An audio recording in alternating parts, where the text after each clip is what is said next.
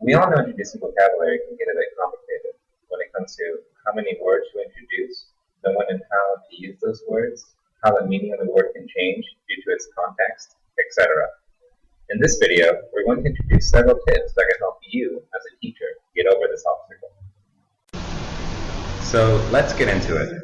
There are 4 tips we'd like to share, which are: how many words should you introduce?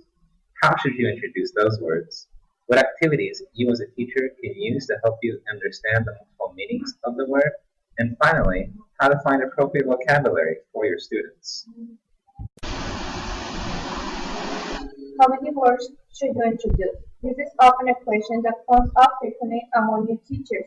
Remember, you don't want to saturate your students' attention with too many words or not getting their attention at all by introducing too few. A good number is usually around 7. How you should introduce vocabulary? You can get very creative. There is no one way. Innovation is a good way to go when it comes to what's going on in the classroom. Effective ways are usually presentations. We are familiar with PowerPoint, but what about others? There is, for example, Prezi.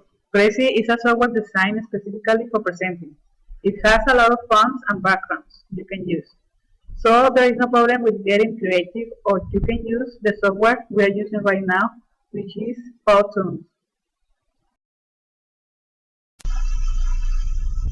Now let's talk about frequency. Now what is it, and how does this help me plan activities? I'm not talking about radio signals.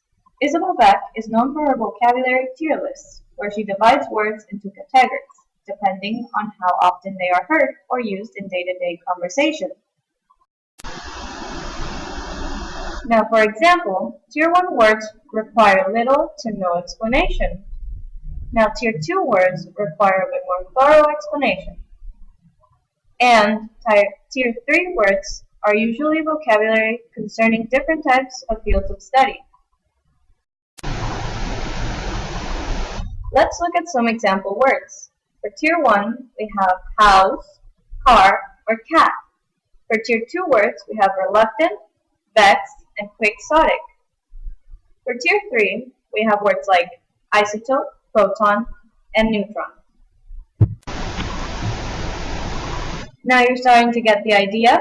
Using the tier list will help you target vocabulary that is appropriate based on your student's level, helping you orientate yourself when you're lost on what vocabulary you should introduce next. What are some good activities?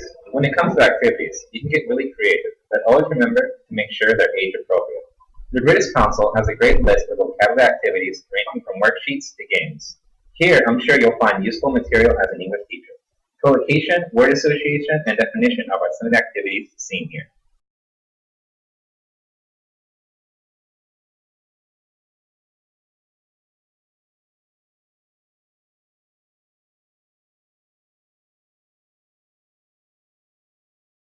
Created using Powtoon.